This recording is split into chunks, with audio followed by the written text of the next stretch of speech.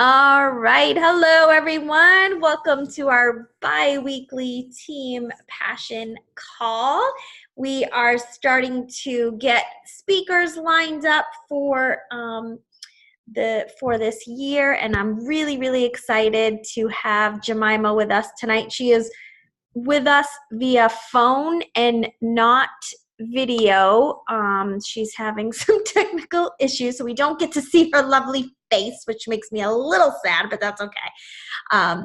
Because I want to make sure when you guys see her at Summit or any of the events, you do go up and say hello to her, because she is an amazing lady, and I have enjoyed working with her all these years. So this was actually Mark's idea. So Jemima, you'll have to, when you see us next time, thank Mark, because he's our like resident compliance guy. Like he is like on it. He makes sure that if anything looks array on someone's social media and they're making any claims without a disclaimer, he is like all over it. He listens intently when you or Jonathan are sharing at an event, just to make sure that everybody is following the rules, because as Jemima will explain tonight, it's pretty important that we do follow the rules, because we've got to make sure that nothing bad happens. We don't get shut down or anything like that because of something silly that independent contractors do. So without further ado, Jemima, if you could take it away, we would love to hear from you. So thanks for joining us. Well, thanks, you guys. I really appreciate you having me, and thank you, Nicole, for your very kind words. And my apologies. My laptop, I think, after a couple of years of severe abuse, is finally giving up on me. So sorry, I'm only a black box and a voice on the phone and not a person. But I'll try harder next time, I promise. I just wanted to go through some quick things with you all tonight so that I don't go on for too very long and bore you to tears, but just a few topics right now that are very important when it comes to compliance and our policies, just so that you're more familiar with them, maybe have some questions, whether now or later. My door is certainly always open. You can always call or email, but wanted to share some helpful information with you. And this information can also be found within the Coach FAQ, as our more recent presentations that we've given at NLC and at Leadership are always posted so that the entire coach community has access to that. So I'll send along that information so that Nicole can post that up as well. But perhaps the biggest thing, the top two things that we see right now in terms of things that are policies for us and are really considerable regulatory issues, are income claims and product and health claims. So I'll start with income claims. Income claims are at the heart of every regulator's nightmare. And not only federal regulators like the FTC, which governs a lot of our industry, but also Better Business Bureau, attorneys general, even consumer watchdog groups are constantly on the lookout for people in the direct sales space who are making wild claims about how wealthy they are and how luxurious a lifestyle they lead and how they're just rolling in cash and don't have a care in the world. So when it comes to income claims, whether you're talking about income that you've earned as a Beachbody coach or the potential to earn income as a Beachbody coach, it's always important that you include the income disclaimer that we include in our policies. And again, you can find this in the P&P itself, but also in our Coach FAQs, which I'll give Nicole the link to the specific compliance top 10 article at a later point, so you can have that. But income claims, whenever you're talking about the money that you've earned from Beachbody or something that you've been able to do as a result of the income that you've earned from Beachbody, you always have to have that income disclaimer included. It's not a make up your own income disclaimer, or you don't like our disclaimer and you want to make it more fun and silly. We appreciate that, but for your safety and for our safety, we need to make sure that that specific language is included. So that's one thing to be really closely watching as you not only make your own posts, but as your teammates in your organization, your personally sponsored coaches are coming up in the ranks and starting to achieve some financial success and wanting to celebrate what they've achieved. We love seeing what you guys do and all the amazing things that you've achieved, both for your health and wellness and also obviously to support yourself and your family. But we just want to be mindful that we're not the ones out there making wild statements about how you can earn millions and get rich overnight, and it's so simple and it doesn't take work. There's a classic for those of you who were either in high school or college or maybe in the business world already in the 80s, if that applies to any of you. There's a classic guy that's talked about who used to always have infomercials talking about riches and how you could have money and cars and sailboats and beautiful women around you, and money was never an object, and you could just never stop making it as fast as you could. And people talk about it still to this day because he was put in prison for his claims. Now, he wasn't in the direct sales space, but income claims for both the direct selling industry and for several other industries that sort of surround us are just a real hotly watched point of contention and really a danger zone. And we want to keep you safe from that, not only because we don't want that reputation, but also because from a regulatory side, not only can a regulatory agency come after us, they can come after you individually. And those fines are extremely large and likely very impactful in a negative way to your financial well-being. So we want to keep you out of harm's way, which is why we continue to bang the drum and emphasize the importance of this area of compliance. So consider that income claims are probably the number one topic for us that you will hear us speak about at different training events and reminders that we send out to you in the coach community. In the presentation that I'll send you the link to, you'll see that there's some great picture representations of what works and what doesn't. So maybe it can give you some good creative direction in terms of how you can make your posts and your advertisements and your flyers and your celebratory posts for your team. Just make sure that you're staying within the guidelines so that you can stay out of harm's way. The second thing is the product claims and health claims. So things like, I've been drinking Shakeology for 3 months now, and it's amazing. I don't have to take my blood pressure medication anymore, and my hair stopped falling out, and I don't have migraines anymore, and now my cancer risk is less, and everything. You can only imagine, based on the number of people who drink Shakeology and the number of people, thankfully, who adore Shakeology as much as we do here, people make all sorts of claims. And from a regulatory standpoint, a company nor its representatives can make a claim about a product that is not validated and verified. So Beachbody goes to the extent of going through clinical studies with different nutritional products that we make and offer for sale, as well as going through various studies from clinicians and medical practitioners to look at the efficacy of certain ingredients, so that when we make claims on our packaging or on a promotional flyer that we send along with your monthly shipment of Shakeology, we know that what we're saying can be substantiated. So same thing goes for you. When you're making a statement about Shakeology, or you're talking about how much you like drinking it and you're trying to encourage your team to get on an HD order, or you're encouraging a customer to try Shakeology for the first time, you want to make sure that whether it's Shakeology or Energize or anything that we make that you can drink or put into your mouth and ingest, that any claim that you make is only from the materials that we provide you. So as a coach, one of the things that you have in your Coach Online office is the archive of product training guides. And there's a training guide made available to you from the network team, the marketing team, for every product and program that we have. And within those product training guides, you'll see various statements like helps reduce cravings, helps increase energy, things of that nature.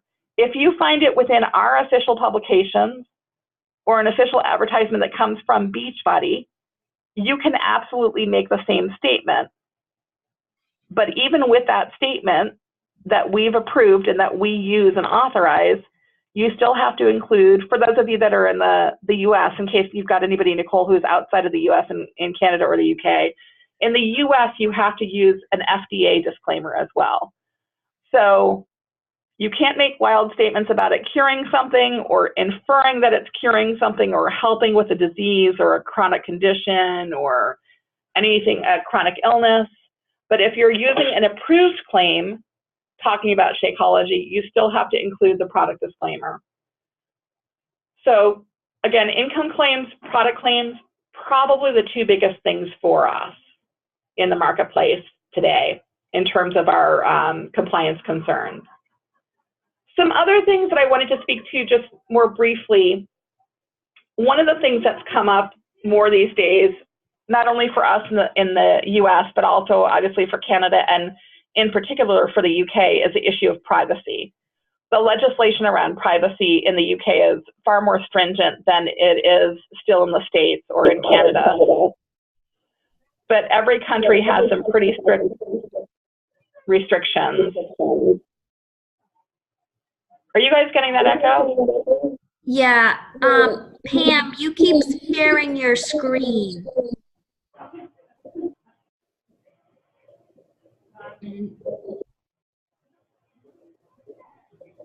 I can't get back to, hold on, let me find.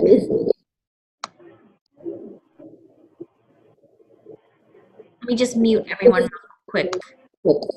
Oh, okay.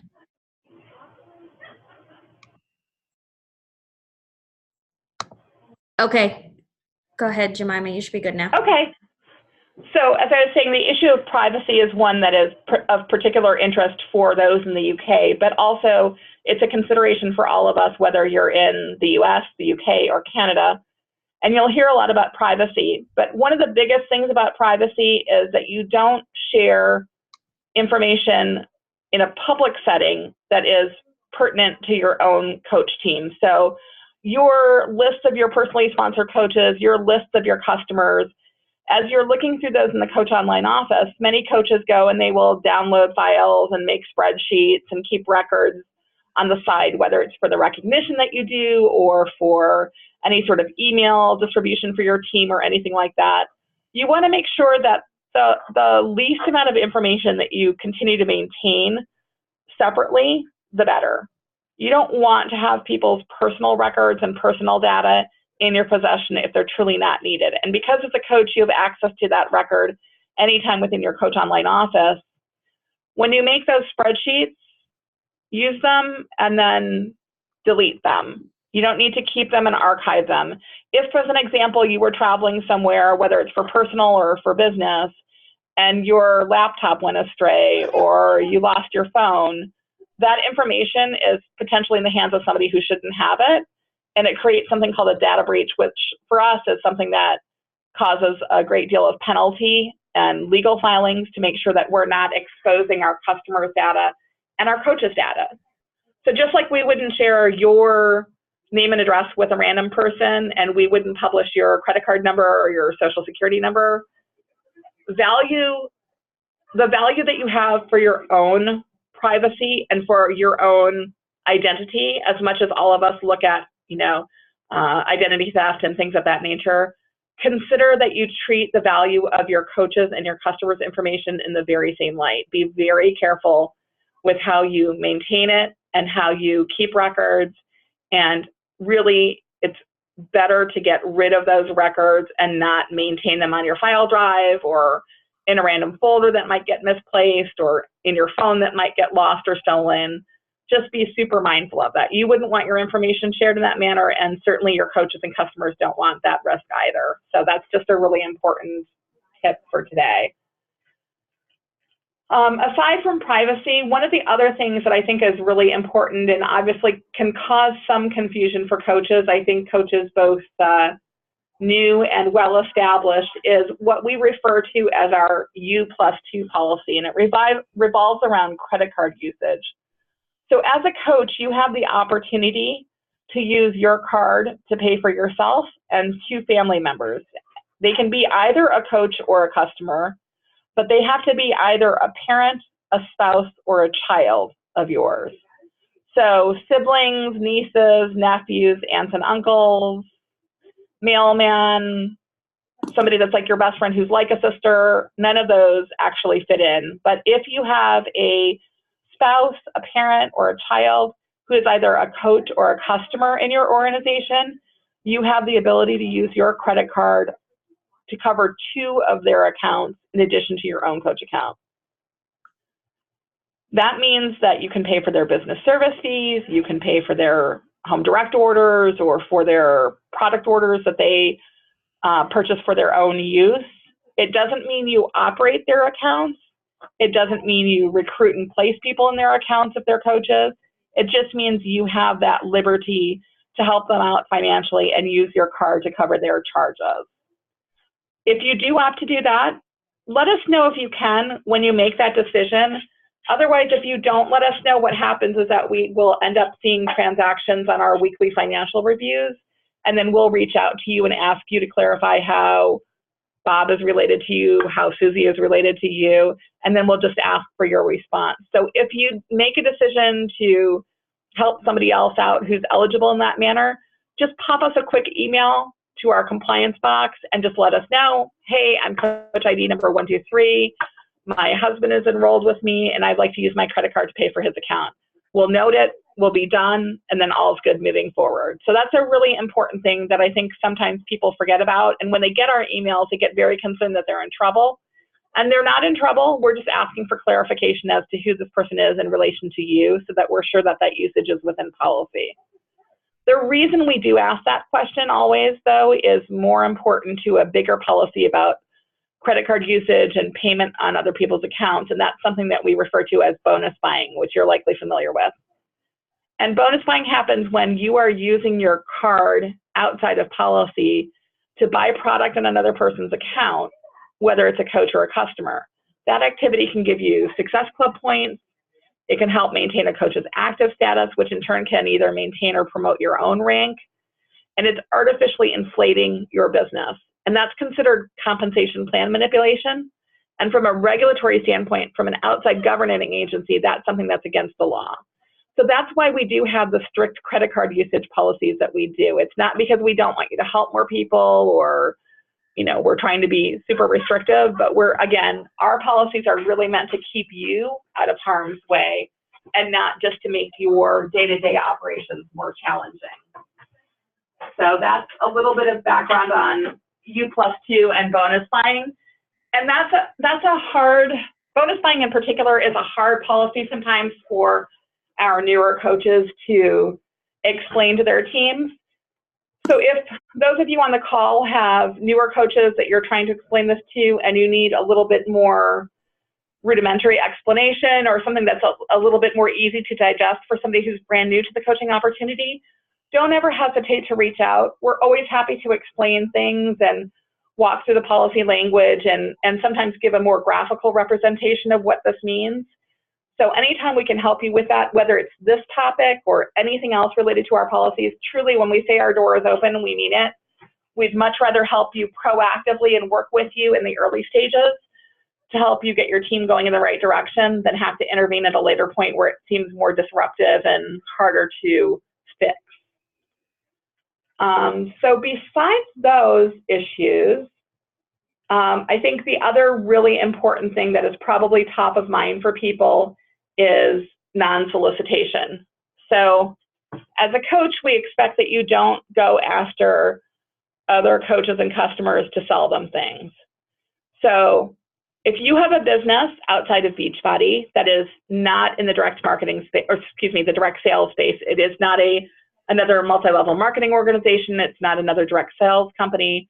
Let's say you have a hair salon and you want to tell your friends and coaches and customers, hey, you know what, I'm a hairstylist, and if you're in town near me and you want to come by and get a haircut, I'd love to offer you a discount off of my services. You're more than welcome to work with them and have them as your clientele, but our non-solicitation policy is fairly black and white, and that is, as a coach, you don't solicit any other coach or customer in any organization for other services. So if you have another business, it's not that you can't talk about it, but if Nicole had a cookie baking business, she couldn't then take her coach list and her downline list of customers and blast out an email to 15,000 people and say, hey, I've got a special this month on peanut butter and chocolate chip cookies. If you use my code, then I'll give you 10% off.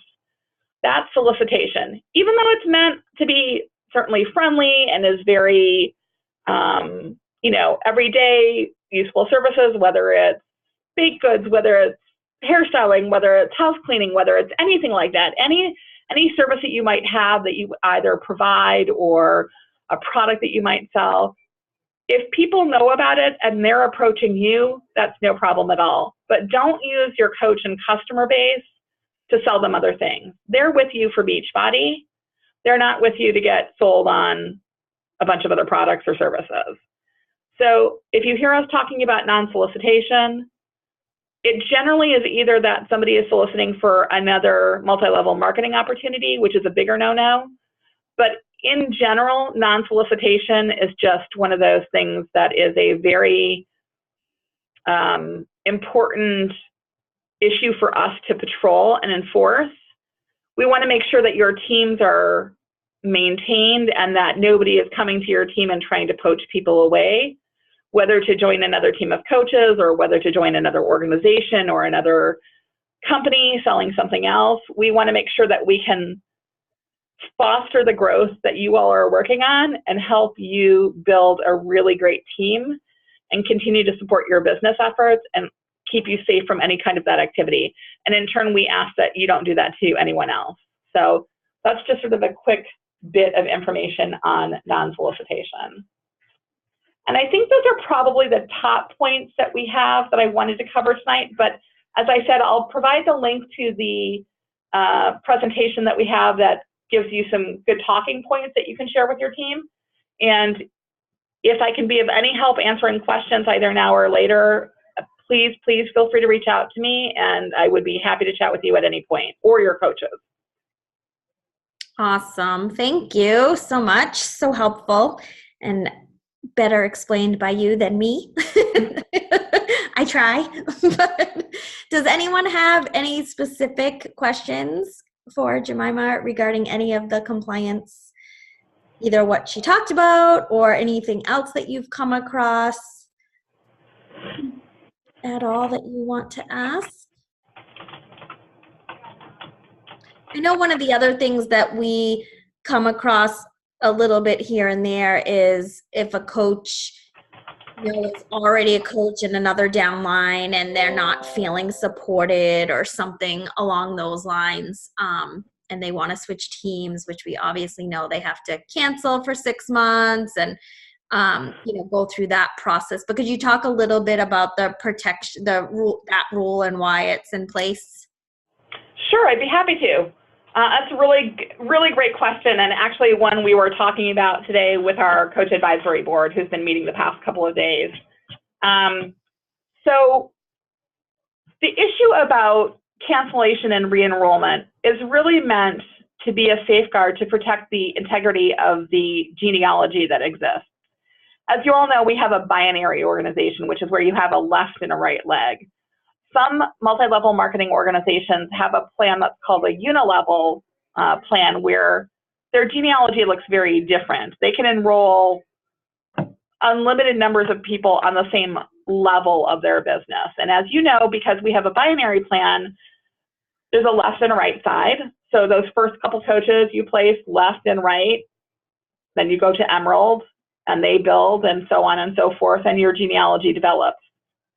With the requirement to cancel and re-enroll and the requirement that you wait the 6 months in between switching teams, the reason for that is if there was no wait period or a very reduced waiting period, the ability for people to leave and go elsewhere and constantly shift who they are working with as a coach makes the genealogy very unstable. It is constantly removing and replacing and moving around volume, one leg to the other, sometimes completely out of your organization. And so for that reason, we want to make sure that there's a logical process and a wait involved before people just up and move to a new team. Part of it is if you know that you have to wait 6 months, it may give you pause to think about, is this a move you really want to make? Or is there the possibility that we can work with you to get things back on track so that you're content staying in the team, in the organization, and the spot that you are? And if you're not, and for some people they're not, and they really feel it's important for them to carry on in a different organization, then we'll work with them to make sure that we can get their businesses closed so that they can begin that 6-month wait. But what we don't want is people hopping from coach to coach to coach, sponsor to sponsor to sponsor, because it creates this unfair situation where people can hop around so quickly that your rank is very hard to keep stable. Your earnings will fluctuate wildly because you'll never know if you have a lot of volume rolling up or not, because people are constantly moving in and out of your organization. And the other part of that too is it creates this easier way for which a sponsor can go and constantly try to pull people over to their team. I think in the early days of our organization and in the earlier days of direct sales, when it became apparent that coaches were very inclined to offer a premium to draw somebody to their team, we saw a lot of, come over to me, I'll do X, Y, and Z for you. And for somebody who's really excited about the business and doesn't know a lot about the effort involved in building a successful business, they're very easily swayed sometimes to say, well, Nicole didn't offer me a Michael Kors purse and a $500 gift certificate to Target if I came and joined her. So I'm going to go over to this person because they're offering me all these goodies. We want to make sure that with recruiting, anybody that is recruited into this organization, whether it's their first time as a coach or maybe they were in as a coach at some point and left and have decided at some later point to come back, we want to make sure that any recruiting that goes on is completely ethical.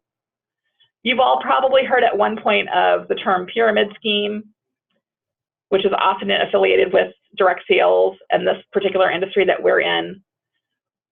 Anti-pyramiding is a piece of legislation that's been on the books for years. It's federal legislation, but it's more commonly sometimes referred to as pay to play. So that's what, in more basic terms, we don't allow coaches to give cash incentives to enroll people. So as you all might know, we have a policy that says if you want to put out a promotion and say, anybody who enrolls with me during the month of March and buys a challenge pack, I'll reward you with a $10 gift card to Amazon.com. Totally fine. Can you give somebody cash back on their re-enrollment? No. Can you say, enroll with me in March and stay with me for 60 days and I'll pay you $100? You can't do that either. That kind of cash incentivizing is pay to play, which is pyramiding, which is a huge violation that we as a company never want to find ourselves in the middle of. So all of that is influential in our policy about cancellation and re-enrollment, and is part of the reason that we have the 6-month wait.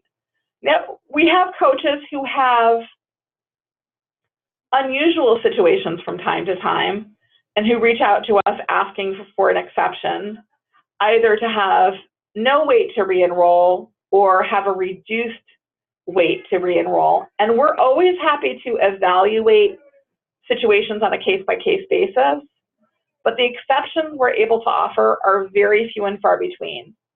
And we have to keep our exceptions very much limited to situations that are more exigent in nature, where there's a legal reason involved where two parties cannot be affiliated any longer, whether it's the matter of a divorce, whether it's the matter of a lawsuit between two individuals, whatever the case may be. We look at every situation that's brought to us. And if it's something that myself and my team can't necessarily come to an answer on or feel comfortable making a decision on, then I have the good fortune of being able to go to Jonathan directly and just chatting with him, going through all the details and seeing whether this is a situation where we can grant an exception. But the exceptions are very few. and very infrequent, but we're always happy to hear your concerns or your questions so that we can always take into consideration what's good for the entire coach network. Because sometimes, in truth, a coach raises a topic that we find initially is very individual to them, but the more we analyze the situation, we realize that it could be worth an improvement that would benefit the entire coach community. So that's one of the reasons we always like to hear from you all. So hopefully that's a little bit of insight about the cancellation and re-enrollment and why we have the 6-month wait. Yes, thank you. Thank you very much. Sure. Anybody else have any other questions? I think that's kind of a lot of what we may hear on a weekly basis on what we can do. I'm constantly sharing the income claim and our business opportunities before anyone, even the team is they do pretty well at doing that as well. When they go to share their story, they make sure they put that in there. So I think we've done a really good job making sure that the team understands that. But anything else? All right. Well, thank you, Jemima, so much for taking the time. I know it's probably dinner time out there for you, so we appreciate you and all that you do for us to keep us safe. And thank you very much. Well, thank you much. I appreciate the invitation, and my door is open. If you all have any questions, Nicole knows where to find me. Please don't hesitate to reach out, and hope to see many of you at Summit in just a few months. And have a great evening. Thank you. Take care. Bye-bye. Bye.